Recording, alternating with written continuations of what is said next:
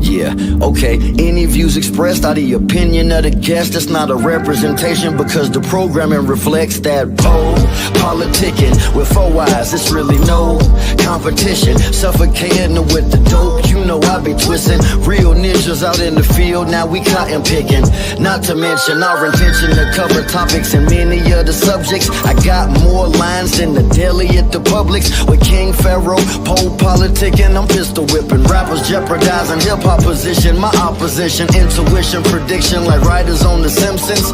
To witness the glimpses from higher up dimensions. My bitches be fighting gremlins like Phoebe Cates. Let me cook, stovetop oven, easy bakes. Hydroponic with them seaweed flakes. Yeah, these rappers started from the bottom, power bottom, TD Jakes. Unfollowed, talking about have you ever been swallowed? Regardless of race, color, or creed, you get Apollo'd. We politickin, tickin', we straight politickin, tickin'. When it's a great show, you got to listen to that politickin, tickin'. This for the politickin, tickin', we straight politickin, tickin'. When it's a great show, you got to listen to that politickin, tickin'.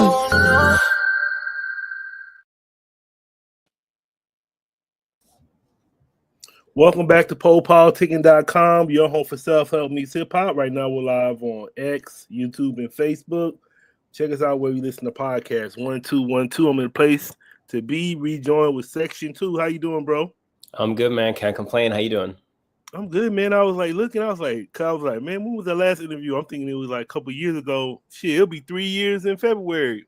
That was 3 years ago? Yeah. Whoa. Okay. I know, go quick. It was February 22, so that's why I said it'll be 3 years in February. Sheesh. Wow. Okay.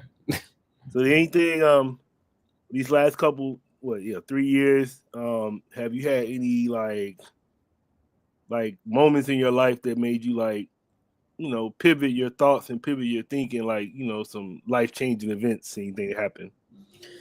Life-changing events. I wouldn't say life-changing, but I'd say my perspective has shifted a little bit. I've become way more mature. I think I've definitely grown as an artist. I've become a much better songwriter, better producer in a sense as well. But yeah, I mean, nothing super life-changing as of the last couple of years. What would you say? How did you know you became better? That's a good question. I would say when it comes to songwriting, I've noticed that just in the midst of my process, I don't like using the word easy because I don't want to like shortchange the work that I put in and what I do, but like my process has become like a little bit more seamless, I think. Like as I'm writing songs, I'm able to not think as much and not overthink, and just whatever flows out of me is kind of what ends up in my phone as I'm writing, and that kind of flows into what I go in and record. So yeah, everything is a little more seamless these days, thankfully. So who put you in the game, man? Somebody got you fresh with the braids. Oh yeah, I've never braided my hair before. I've only had them for like a week, so this is new for me, but it's sick. I like it. It's a good look. Who did it? Shout them out. Yeah, so there's a braider out here in the Bronx. Her name is Mame, I believe. Shout out to Mame. She did a great job. Yeah, it looked good. So you still the same place since last time we talked? Yeah. I'm still in the Bronx.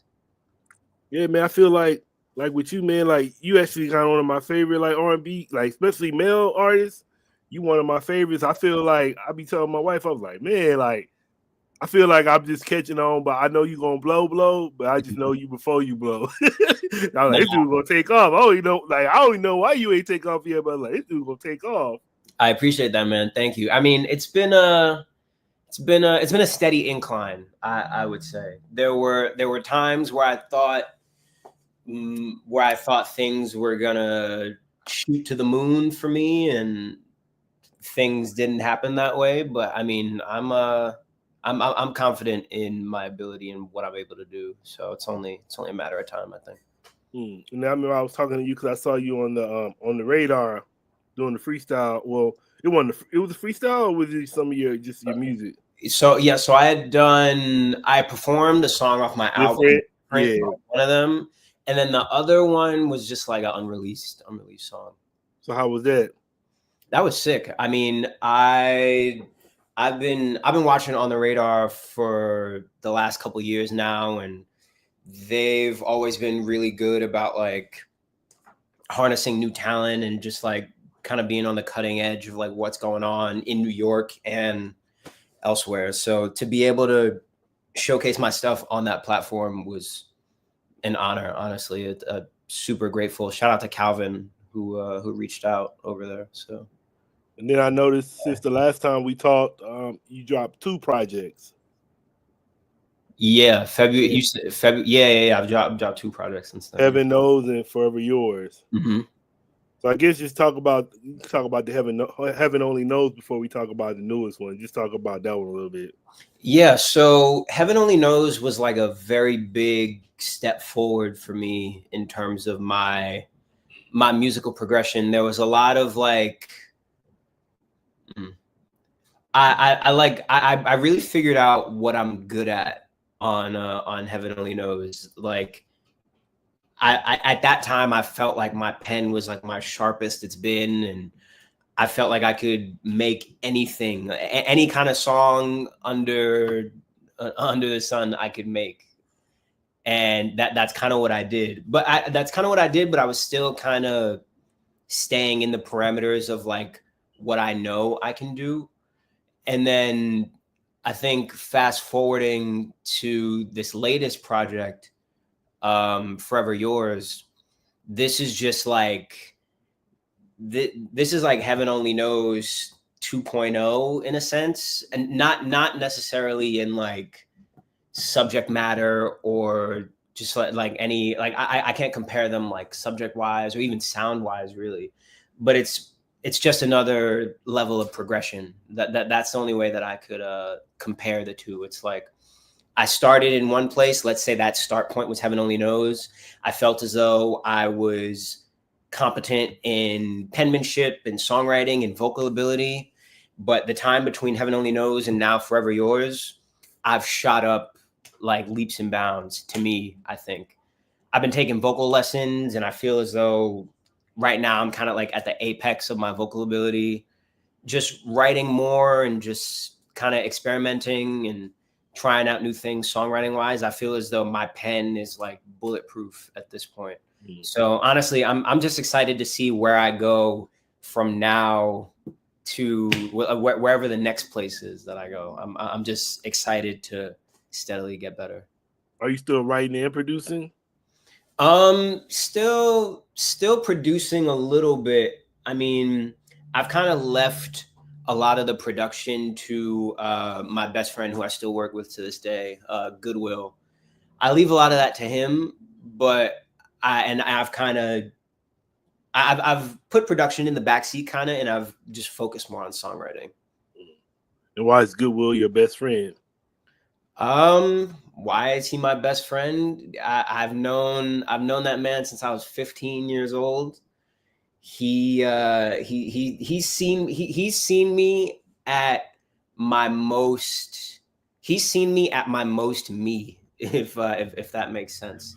Whenever I'm in the studio and whenever I'm recording, that is probably like my best self, my most authentic self, and he's one of the few people that gets to see that and understands me in that space. So yeah, I've been looking on your Instagram, and I saw like you post a lot of pictures when you was younger, so I see music been a part of you for a while.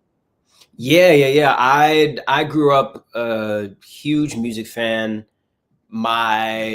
It kind of runs in my family, I'd say. My dad was a DJ in the 70s and 80s. My mom grew up singing in church and playing the flute. My sister has an incredible voice. She went to college for choral music. It's kind of just like everyone's singing, everyone's doing something in my family. So Yeah, I was reading how you was talking about you started like in Chopped and Screw when you was 15 too. Yeah. So around that time, I remember very vividly. ASAP Rocky had put out Purple Swag and Peso, kind of like it was either like weeks or months apart. I forget the timeline exactly, but he had put those songs out, and I remember like I was so struck by those songs because I never really heard anything like that before. And I would read up on his interviews, and he'd mention DJ Screw a lot. So I was like, oh, all right, like who is this DJ Screw person? I go and I start digging, doing the whole YouTube thing. And I remember I found he did a chop of Tupac's Temptations, which is like still to this day, like one of my favorite DJ Screw remixes. Like it is insane. I listen to it all the time. And from there, like I was kind of just like engulfing myself in the culture, and I just wanted to learn more about it. And around the time I got to college, I stumbled upon DJ Candlestick and Slim K and the Chop Stars and what they were doing. And I was just like enamored with them, and they had kind of started their own movement and kind of carrying the torch from what Screw had started. So to be here now and have my own Chop Not Slop when I've been such a fan of the culture and everything that surrounds us for however many years now, it's truly an honor, truly. Yeah, it's hard. I was listening to it. It's actually my favorite song that's on the regular album is the same song that Wishes Love Can Stand On. Yeah. That's my favorite song on both versions. But yeah, I like it, man. Like I said, I'm a big fan, but I think I was look like I'm older than you, so I actually kind of was around when Screw was putting it out. But I remember like Lil Flip kind of got me into it. And then I don't know if you know these cats named Dirty South Riders. Not you gotta listen to them cats, man. Them cats they from Texas, they like an underground group, but they were so hard. Then I just kind of, but I don't know, I always like the R&B songs the most. Like the R&B songs be so hard when they chopped up. Yeah, exactly. And then I don't know, man, I'm like ignorant, so I be like, I like listening to it when I'm high, I'm drunk. That shit sound better. No, yeah, I remember like he would do like. I be like, man, I want me some lean shit. I ain't got no goddamn lean. That shit make you want to listen to get some lean. Yeah. Screw would like do like he has a couple Marvin Gaye ones that are just like bro, like what is this? Like it's so insane, man. He really pioneered a sound and just an experience overall that I think everyone should be tapped into in some capacity. It's truly like a unique listening experience for sure. So you try and do that with more albums, or just a one-time thing? I mean, I honestly I would love to do it with every album if Candlestick is down, honestly. Like, but I mean, we'll see. All right. Then what you working on right now? Right now, I'm not really working on an album per se or kind of project. I'm sitting on a bunch of music. That is definitely true. I think I'm leaning more towards like a singles kind of route right now. And yeah, I'm just like finishing up some stuff on that end currently. And then I guess anybody that didn't hear they might not listen to the first interview. They should just go back and listen to the first one. But just give them a little background about yourself and let them know how you got involved with music. Yeah. So I am born and raised in New York City, Queens to be specific. From a young age, I was always enthralled with music. Like I said before, it kind of ran in my family. Around the age of 7 or 8, I started playing alto saxophone, and that was kind of like my first foray into music. Had also grown up singing in church too, so music was kind of just everywhere in my life. I think around the time I turned 13 or 14, I asked my parents to get me a laptop because I knew that's how I could like start making beats and stuff. And for the record, that was that was like my plan. Like I wanted to be a producer. I had no intentions of being an artist or being in front of the microphone or anything. And for like all through high school, I'm like making beats and uploading them to SoundCloud and trying to do that whole thing. Same thing into college. I remember my first year of college, I went to the University of New Haven and I was living in a dorm with like a bunch of other musicians. And that was where I realized that I was kind of lazy and like I didn't have like much of a work ethic, because I watched all these super talented people just like really like work at their craft and just like try and perfect whatever they were doing. Specifically my roommate Anthony, huge shout out to Witchcraft. I will never fail to mention him when it comes to watching him be this incredible producer, incredible songwriter in his own right, and just work at it every day. And that made me realize that like, all right, like I kind of need to buckle down and like really like figure out what I'm trying to do. So from there, I'm full steam ahead with the production stuff. Through the years, I end up getting some A&R connects. I'm like sending beat packs out to people, and I'm actively trying to do the producer thing. My senior year of college, doing the same thing. And one day I was just like, you know what? Let me just try my hand at writing a song to one of the beats that I had made. And that song ended up becoming the first song on my first project called Portrait. That song is called Girls Like Anita. That was the first song I'd ever written. And I was like, oh, all right, maybe I'm kind of good at this. So then I send it to my boy, Will. We start making songs, working on this project, and SectionToo is born. Portrait comes out, and that kind of spirals into where we're at right now. So, and then give us like songwriting 101. Give us some of the basics of writing a good song. Songwriting 101. Okay. This is an interesting question, because I've had people ask me this before, and like I try not to be prescriptive in like breaking down songwriting, because it's like it's gonna be different for everybody. But me, I guess the reason I'm asking, because I be writing songs, man. My alter ego is R&B Po. Yeah. I got like 4-5 songs out, so I just need some. Bless me with some game, man. To me, I need the game. Nah, for sure. But all right. So I would say one of my biggest things when I sit down to write a song is just being as clear-headed as possible.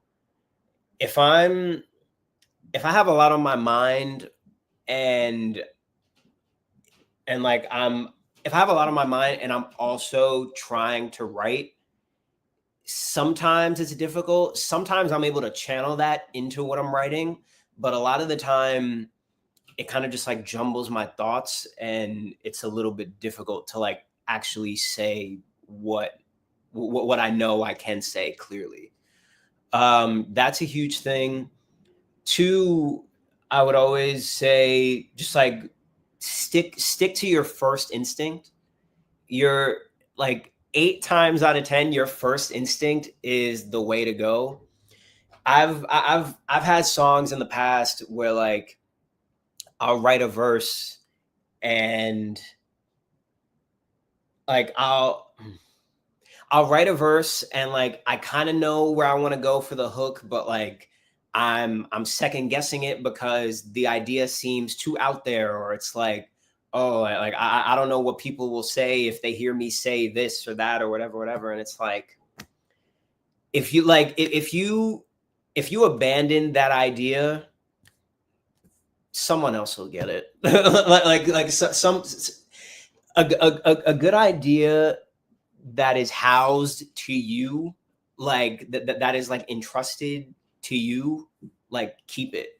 like only you know how good an idea is, especially before you share it with the world. Like really like cherish that, like, because like ideas come and go, and like a lot of times it's lightning in a bottle. Sometimes it's like evergreen and they just flow. But like when you know something is good, like hold on to that and like act and like really just like sit in that and know. I guess what I'm trying to say, long story short, is just like believe in your ideas, really. Like that confidence goes a long way. And it took me a minute to learn that, honestly, but confidence goes a long way. Is it a time limit you spend on a song, or? No time limit necessarily. I try to like, there are songs that I've written in 20 minutes. There are songs that have taken me 2 hours. Like it depends on the setting. It depends on the beat. Like, but I'll say now, a lot of times I find myself writing like with no beat and then kind of like placing something on it after the fact. I don't remember when that started happening for me. Cause like when I first started, like I always like, I needed to have some sort of canvas to write to. Like I couldn't just put words in my phone to nothing, basically. But I want to say maybe like 2 years ago, I kind of started just like being able to write freely. And like I could hear the flow in my head. Yeah. That's what I was going to say. I'll say that shit like hustle and flow when you be hearing that beat in your head. Yeah. Literally like that. Literally. Yeah. Like that. That's what's up. That shit is funny. That's what's up. Now let's say, shit, what else? What else? I want to ask you a couple things. Mm-hmm. That was funny though. I remember like hustle and flow. That shit came. He got that beat. But great movie. What was I want to ask you? So what else you do besides like when you're not doing the music? What you doing now? What you work on? Yeah, so I've got a day job at a restaurant. That's kind of like how I keep money in my pocket. That, and I started a company with some friends called New York Needs. We've been throwing events, we've been making clothes, basically just trying to showcase all the beautiful things that New York City has to offer. So that's what I do outside of music. But did anybody say your music kind of sound like Frank Ocean's? Yeah, I've definitely heard that before. Frank Ocean is a huge inspiration of mine. I think him and Party Next Door are like some of my generation's like best pen like lyric writers to me. Like him and Party Next Door and Frank Ocean like are really good like lyric writers. Like they've just really got a way with words, I think. Yeah, I was looking at your on your bio on your digital streaming platforms. You said you make black music. Yeah. I like that. What you mean by that? So yeah, I remember like when I first started, like obviously everything that I do is kind of rooted in R&B, but I also rap, and I also like I've made like quote unquote pop songs and this and that and whatever. But like I like people would always ask me like, oh, like what genre of music do you make? And instead of giving like some long drawn out answer, like I kind of just started answering that with, oh, I just make black music. Like R&B, and again, I'll say this again, everything that I do is rooted in R&B, but I look at somebody like Prince, who was very much an R&B artist, but for him, R&B was kind of like an umbrella term. Like there were so many things that fell under the category R&B. He was doing rock stuff. He was doing pop stuff. He was making like these super soulful ballads. Like there was just no end to what Prince can do, and he never put himself in a box. And at the end of the day, all of these different genres, like they can all be traced back to black people. So that's just like kind of my answer for that. Like yeah. I just make black music. Like it's crazy when you mention Prince now, because I was watching a documentary and I was watching how Prince was actually, he used to open up for Rick James, and then he started kind of like emulating him too much. Yeah, that's why they started getting a beef. But when you really go back and look at it, he's like, damn, this shit did come from Rick James. Like he just took it and made it better, you know. He took it and made it way better because I think the reason he made it better because he actually knew all the instruments. Yeah, exactly. Rick James didn't know all the instruments, so he took all the other shit from Rick James, but then he got the instruments with it, so he just like next level with the shit like LeBron. Yeah, exactly. So, but I was like, damn, man, that shit was crazy how they I was watching their little rivalry, how they got into it though. But I like Rick James too. Who's some of your who you listening to right now? Who am I listening to right now? Definitely listening to that new Kendrick. That new Kendrick is hard. Let me see. I can go to my Spotify. I was just listening to Jodeci, actually.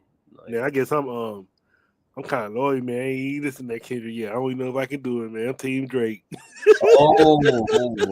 I ain't listened to it yet. I might get to it, but I ain't listened to it yet, man.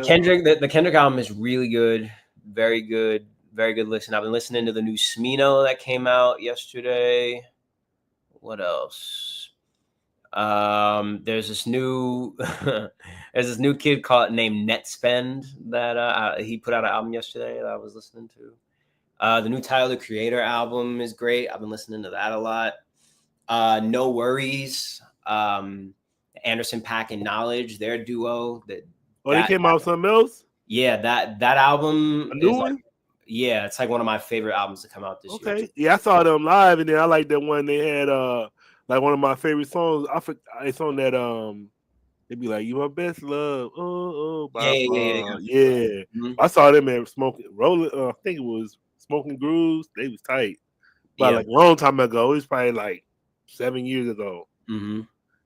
I gotta check that out. Then I didn't know they came out with something. It is one of my favorite albums to come out this year. Truly, it's really good. Really. When it came out, like recently? I want to say it came out. It was like May or June. I want to say it might have been June. What you think about the David Blunt dude? I be listening to. I mean, he big and all that, but then when I be listening to music, I be like, he kind of saying something in his music though. He be touching me with some of that shit he be saying. I think Dave Blunt is talented. I'll say that first. I do think whoever his label is or whoever's like managing what he's doing, to me it seems like a little bit exploitive, slightly. Yeah. Like, again, I don't want to speak bad on that man. He is successful. He's doing his thing, and I only want to see him do great. But I also want to see him like be healthy and like live for a long time to be able to enjoy the fruits of his labor. You know what I mean? So yeah, he's talented though, for sure. But you know something crazy? Like it's a girl. I forgot her name. She was on because that woman on the manager, Miss Deb, she has a rap show. Mm-hmm. I think she's the one that won, but she's really big, like really, really big, just like him. Mm-hmm. But it's like they I guess she's a woman, or it might, I don't know why the reason. Yeah. But they promote her way more than like she ain't getting no negative criticism. All her criticism is positive. So I wonder if that's just because she's the woman. That's why they do it like that. Because him is like, you know, everybody getting on him, but they're not doing that woman like that. They about the same size. Interesting. She do the same thing. She be sitting down rapping, all that shit. I forgot her name. I gotta look her up, but she was the one. She just won a reality show on that Miss Deb. You know Miss Deb, Waka Flocka mom. Yeah. They had a reality show. I think she's the one that won, but she's real big, just like that. Interesting. Okay. And what was your wrap up? Your yearly wrap up? Oh yeah. Okay. All right. So my Spotify Wrapped, my top artist was McGee. My top 5 songs were McGee songs. Like that album kind of had me in a chokehold this year. It was basically all I listened to. I'm a very, very big McGee fan. Me and my boy Will, we went to go see him in May. He had a show out here. It was absolutely insane. But yeah, there's a bunch of McGee, some Brent Faiyaz in here. A lot of my album is in here. There's Kendrick in here. There's Future in here. Sabrina Carpenter, I'm a big fan of. Leon Thomas's album, that I've been listening to a lot also. Leon Thomas is insanely talented.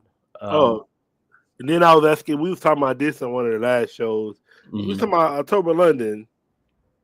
Cause I was like, my whole thing, like, I'm not saying the music don't sound good, but it's like it just sounds too much like Marvin Gaye. So when it sounds too much like Marvin Gaye, it makes me just want to go listen to Marvin Gaye. Interesting. Okay. Have you listened to his music yet? The only October London song I've heard, it's not even an October London song. He has a feature on the No Worries album. That is the only October London that I've heard. I've never listened to any of his solo stuff. I know somebody I know had gone to Maxwell had played a show at the Barclays Center, and October London had opened for him. And I mean, she said he was good. I mean, yeah, he agreed with me. Yeah, that's kind of the only that's the only knowledge I have of October London. But he sounds great on the No Worries song. Yeah, it's my homie Brooks. He said October London got some fire, but I agree. Yeah, sometimes you can't be sound like. That's what I like about you. Like, it's nobody I can really like put my finger on and say you sound like. Like I said, I hear Frank Ocean, but you don't sound like him. You just got like kind of like you got the pen, like you were saying. You got a similar pen, so but you don't sound like him, so it's different. But when you sounding just like somebody, yeah, it's kind of weird sometimes. No, yeah, that's kind of that's a huge goal of mine too. I always want to separate myself and try and be distinct as possible in whatever I put out. So, what will you say your goals are for next year? My goals for next year, big goal of mine for next year is to get on tour somehow, some way, opening for somebody. My own little small run of a couple of dates. I really want to get out on the road and just like prove that I can hang with whoever live vocally. Like this past year, I feel as I've put a lot of work in on my voice and just trying to perfect my work as a stage performer. And I feel as I've gotten a lot better compared to the beginning of this year. And next year, I really want to put that to the test. So I'm hoping I can do that for sure. All right. So we got Live Nation just wrote you a blank check. So who you bringing on? Who you gonna have on your tour? Give us your give us 5 acts, including you. Give us 5 acts. Live Nation just wrote me a blank check. And what's the name of the tour? Ooh. All right, the name of the tour is called the Forever Tour. That is the name of the tour, Forever Tour. On the road, I need me.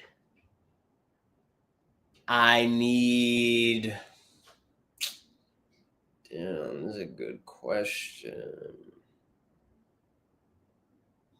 I need me. I need Amare. I need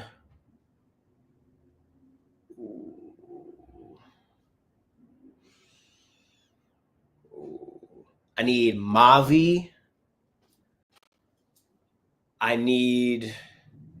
There's an artist that I've collaborated with on a couple occasions from New Orleans. I need Gyra on this tour. And I need one more person. Oh, and I need 13th Law on this tour. 13th Law, incredible artist out of New York. 13th Law. And then who will be your like special guest? Like if you could bring anybody like say, you know how the people be coming, say you go to New York, you bring Nicki Minaj, or you in Atlanta, you bring Gucci Man. Like who would you want? What? All right. Who would you want to bring out as your special guest? All right, in New York, I'm bringing out 50 Cent, and he's doing "I Get Money," and that because just being from Queens, Jamaica specifically, where 50's from, his story is one of legend. He has beat the odds so many times and has reinvented himself so many times. He is the blueprint for making it out of Jamaica, Queens. So I'm bringing out 50 Cent. He's got to do I Get Money. If I'm in Atlanta, I gotta bring out Usher, man. I need, oh my God, I need Usher to do Bad Girl one time. One time. What about LA? Damn, if I'm in LA, what am I bringing out? If I'm in LA. If I'm in LA, I might bring out. There's an artist who was featured on the Kendrick album named AZ Chike. I'm bringing out AZ Chike, and I say this because in 2019, me and one of my good friends, we went to go see Schoolboy Q. He was touring that album Crash Talk. We saw him in 2019, and AZ Chike opened for him, and I remember him. He was like one of the openers. And I remember being like, oh, yo, like this AZ Chike guy, he's dope. Like, whatever. Schoolboy Q puts out an album this year, Blue Lips, which is also something that I listened to a lot this year. AZ Chike is also featured on that album. A couple months after that, Kendrick album, it's this huge thing. AZ Chike is also on that album. He's having like an insane run, huh? So, yeah, just to see him in 2019 and see where he's at now is nuts. So just off the strength of that, if I'm in LA, I'm gonna be like, yo, I need AZ Chike to pull up. And then I want you to give us a couple of some life hacks, some things you do in your life to make your life better. Some things I do in my life to make my life better. Yeah. Try not to stress the small stuff. That's something I've learned a lot this year. I used to get caught up in like other people's opinions and just mainly other people's opinions, like how they viewed me and how they saw me, but that's out of my hands. I can't control that. So that was something I learned to let go of this year. Just that, and just like stress in general, like it's not worth it. Like it really doesn't add anything to my life. It only takes away. Just lean on God. I'm a firm believer in God. I pray a lot. Like that's also something that I hold dear and something that is important to me. And yet another thing that I do to make my life easy, man, I laugh a lot. I love to laugh. It is therapeutic for me, honestly. Just like a good laugh can go a long way, I believe. So yeah, I like to laugh too, but I saw this video of this girl. I guess she laughed too hard, her jaw got stuck, so they kind of scared me. I was like, shit, I didn't know you laugh that much. Goddamn. I've never seen that before. I was like, I didn't know that was possible. That sounds nuts. I had no idea that was a possibility either. Yeah, that shit must have been funny. I bet that was a good joke to laugh that much. Like that fucking jaw. I mean, she got it unloose. She got locked jaw. Like she got it unloose, but I just never knew that was possible. That's nuts. Also, I've never heard of that before either. I hope she's good because that's crazy. Yeah, what's some of your give us 3 of your go-to meals? Ooh, 3 go-to meals. All right, this is gonna sound kind of like boring or kind of plain, but like I love eggs. Like I like to go to the gym. That's also something I do in my spare time. So like I love eggs. If I get like 3 eggs and like an almond butter sandwich, fire for me. How do you make your eggs? Like scrambled, super scrambled, like not scrambled too hard, like scrambled. I love scrambled eggs. But if I'm not talking like on some like low maintenance, like that's a very like low maintenance meal for me. Yeah, ain't nothing wrong with no eggs though. I love eggs. But yeah, another go-to meal. Oh man. I'm a huge fan of halal food. like chicken over rice. There is. What's halal food? You never had halal food? Now you know I'm on the West Coast. Oh, brother. Okay. All right. So halal food is. Damn, I don't want to. Is it like Mediterranean? No. It's not. It's Middle not Eastern? Mediterranean. Okay. Yes. Middle Eastern food. Yes. Mm. So, all right. I should specifically. It's Arabic. Halal is an Arabic word. Okay.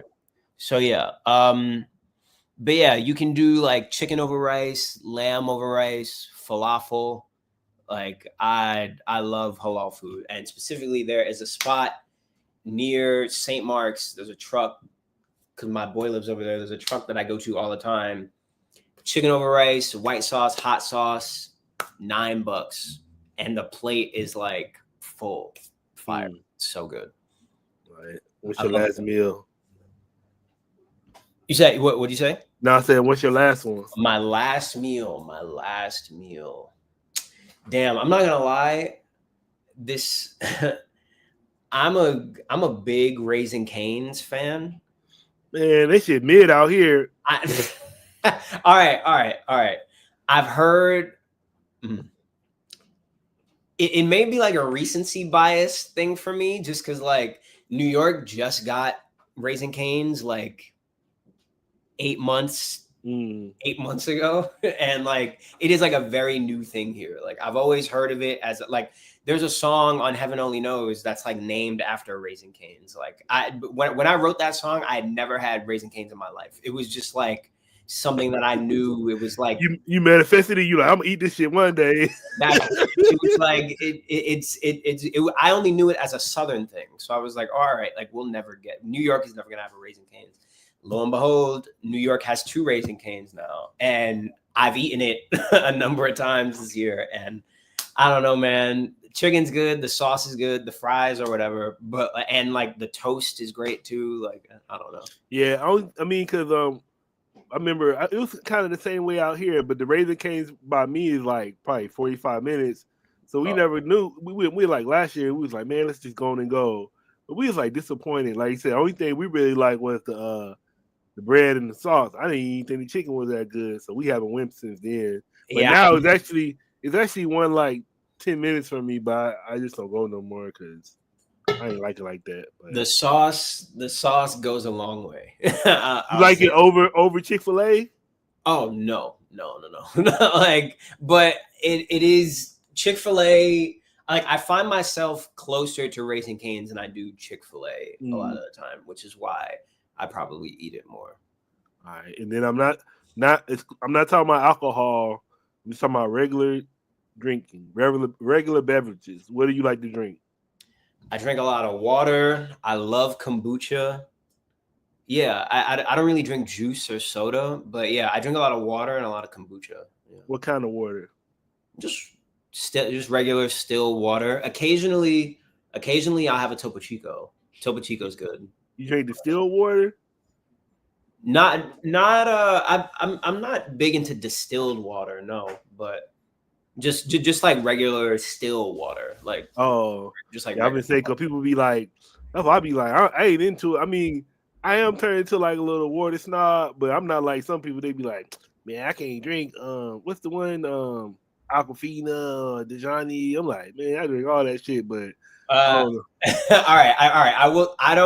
I won't drink Dasani or Aquafina. I'm not a fan of that water at all. I prefer. I got a filter, so I prefer to drink my filter. But yeah, for sure. That shit just if I'm going somewhere. But if I usually buy something, I try to get water. What was it you said? The alkaline water. Oh, the alkaline water. Yeah, I love Essentia. The Essentia water. Oh man, it is. We got a well out here. We got. Really? Yeah, we got a well, but I always get it when it's packaged. I need to go over there and just get it from the well. But we got a alkaline well, and they bottle up and sell it locally. But I need to go to the well itself. But I would say I think the best water I ever drank so far was when my boy had bought a damn reverse osmosis thing. Man, that water is good as shit. That water feel like it had sugar in it or something. I'm like, what's up with this water? That water is good, man. Reverse osmosis? Yeah, I don't know. I think it like filters it a certain way.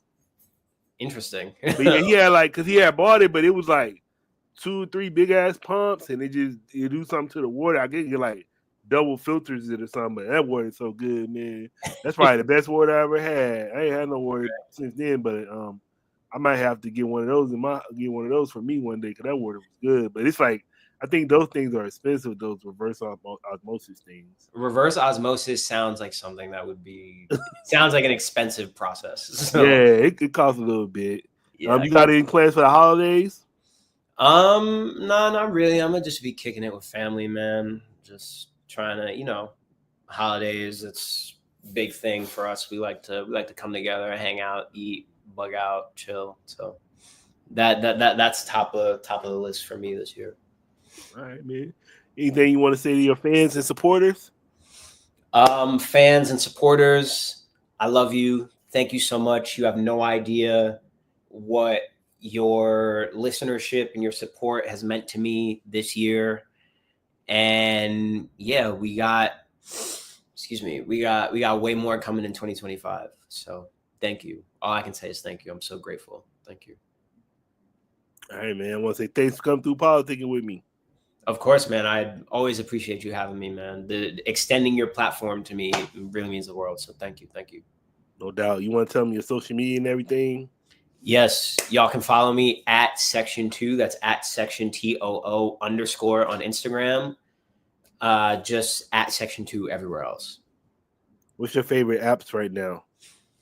Favorite apps right now? I use TikTok a lot, mainly because I have to, and also just like I'm always scrolling on there. I always find something funny on there. I use TikTok a lot. I'm kind of falling back off of Twitter. Twitter is kind of fried now, honestly. Like it's not as good as it used to be. Like I don't know what Elon Musk is doing with Twitter, but it's a lot of ads now, and it's like you can't really see the content that the people that you follow, you're not really seeing that unless they verified. Yeah, it's so annoying. It's really annoying. Twitter used to be the best app, high key, but yeah, I use Instagram, I use TikTok. I'm on YouTube a lot. I'm heavy in YouTube also. I thought is TikTok going away?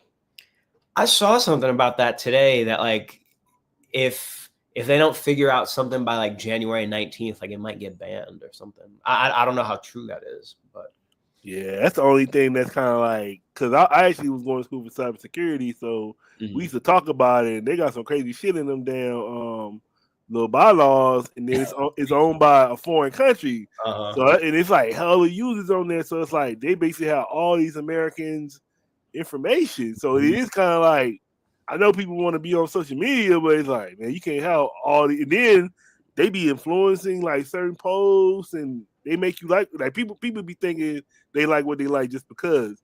No, you like what you like because they're constantly putting that shit in your algorithm. Yeah. So people don't understand that, because they were saying like they'll post all this shit about the United States and post like America, like somebody getting into it with a cop, but they won't post none of the shit going on over there where they from. You know what I'm saying? No. So they push the propaganda. So it's like shit. I mean, like I said, I know people like social media, but you got to think of stuff like that too. You don't want to be giving up all your rights and shit. It's definitely becoming more of an issue, and like I can tell like when I scroll, like there's some things that I see where I'm just like, all right, like this is a little off, considering my normal viewing habits and like what I tend to see on when I scroll through my feed. There's some things that I see where I'm just like, all right, this doesn't match the algorithm. This is definitely just being fed to me just because kind of thing. So I mean, so yeah, I gotta you was talking about getting a tour, man. Hopefully one day you come to San Diego, I get to see you in person. Yeah, man, that would be sick. Earlier I played a show in San Francisco in January. That was great. But yeah, I'm looking to get back out to the West Coast next year for sure. Yeah, the West Coast. You seem like you from the West Coast anyway, man. You might as well just come out here, man. I wouldn't even think you would, because like I said, I remember I was watching that last interview. I remember you came in with that Kobe jersey. Mm-hmm. Talking about you was a Knicks fan. Like, you know, Knicks fan with that Kobe jersey on.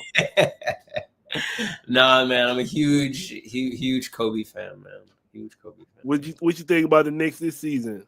Oof, man, we look good. We look great, actually. We first couple games, you started off a little rocky, but you know, Cat is in MVP conversations. Jalen Brunson is finding his stride. Mikal Bridges is starting to pick it up after he started terribly, and we're really starting to click. So I'm excited, man. Yeah, that was big getting rid of Randall. Oof, Randall man. be playing like, I ain't saying he ain't a good player, but he just play wild. Like he has a wild, like he's kind of wild. He is so unpredictable, man. And like I'm a Julius Randle fan, but at the same time, on a night-to-night basis, sometimes it is very hard to forecast which Julius Randle you're going to get. There's a night where he could be 8 for 17 from the field and have 20, like he could have like a solid 28 points on like 50% shooting. There's another night where he could have 11 points and be like 3 for 16. Like, just like he's so up and down, so kind of wishy-washy sometimes. And that was big getting Cat over him. Yeah, man, Cat is so consistent. Like he is so consistent. He's pretty much like a guaranteed 20 and 10 every single night. Like can't complain. All right, y'all. Till the next time, we out. You want to hit him with your social media one more time? Yes, sir. That is at SectionToo _ on Instagram, at SectionToo everywhere else. That is TOO, Section TOO.